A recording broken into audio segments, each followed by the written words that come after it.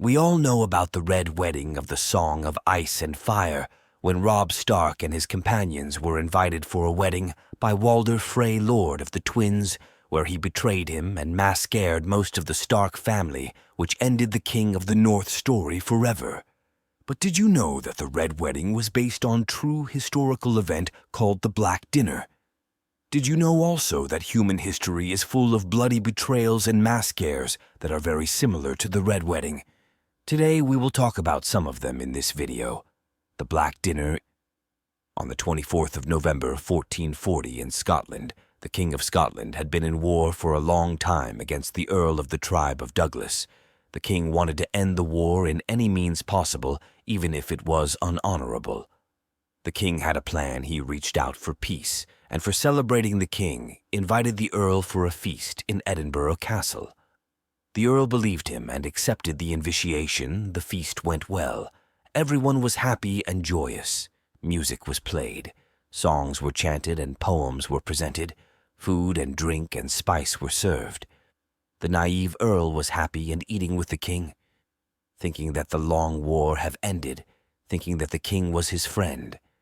Not knowing the dish that he had prepared for him at the end of the feast, soldiers started to bang a single drum in a way that made the Earl suspicious. As suspicion and fear leaked into his soul, the king noticed that the king grinned calmly, looking at the suspicion on the Earl's face.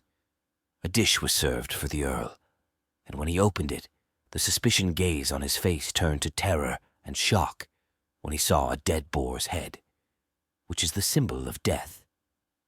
Then the soldiers of the king dragged the Earl and his brother with their companions to the countryside to be executed. The Jelnosh massacre.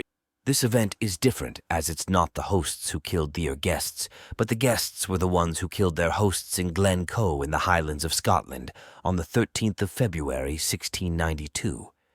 An estimated 30 members and associates of Clan MacDonald of Glencoe were killed by Scottish government forces, allegedly for failing to pledge allegiance to the new monarchs, William III and Mary II.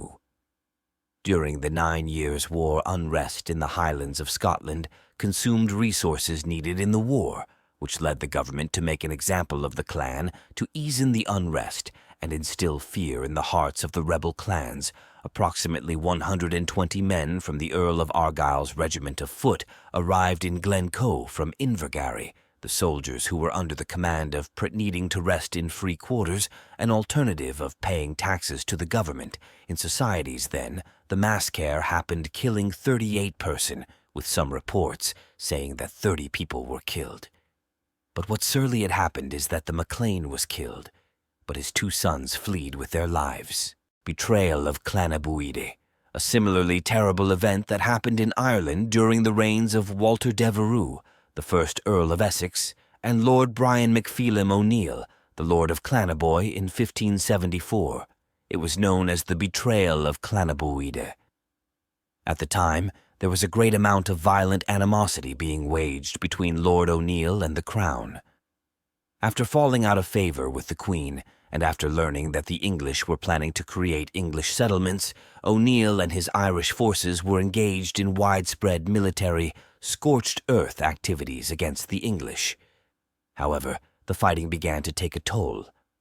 Lord O'Neill stated publicly that he hoped for a peace treaty which would allow him to once again find favor with the Queen. So O'Neill invited Lord Walter Devereux, 1st Earl of Essex, to Castlereagh, or the Grey Castle, also known as the Eagle's Nest, for a feast of goodwill. The idea put forth to Earl Devereux was that the feast would end with the understanding that Lord O'Neill would give up his acts of aggression and that the Crown would reconsider building settlements. The Earl of Essex agreed to join him at the feast. So the English brought hundreds of men to join the great feast at Lord O'Neill's Eagle's Nest Castle. However, without warning at the end of the feast, the Earl of Essex and his forces seized Lord O'Neill and his wife. They then brutally murdered all of O'Neill's family and people, forcing O'Neill and his wife to watch. Between 200 to 500 men, women and children were killed. Following the massacre, Lord O'Neill and his wife were taken to Carrickfergus Castle, where they were quickly hanged. They were both subsequently drawn and quartered as traitors to the crown. This historical example of brutality certainly merits comparisons with the Red Wedding from George R.R. Martin's A Storm of Swords.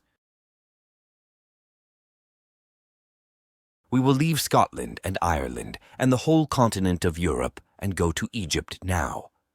In 1811, Muhammad Ali Pasha, the founder of modern Egypt, the tobacco trader who could grow himself and his descendants to be the monarch of Egypt, was exhausted of Mamluki's attacks that weakened the nation and consumed resources that was supposed to be used for building his new kingdom.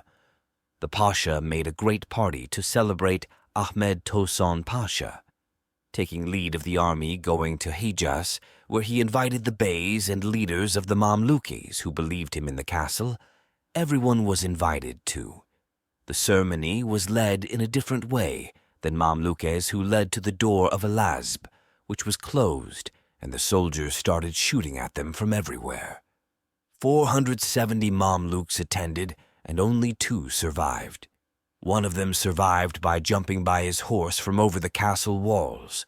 The horse died, but he fled with his life. And this is the end of our video today and my first experience with YouTube and video making. If you like my content, please like and subscribe to encourage me to present more about history and maybe about other topics in the future too.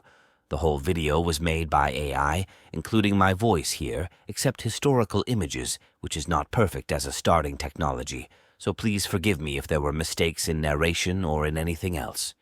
If you want me to talk about any other historical event or any other historical topic, write a comment and I will try to make it. Best wishes from the historian.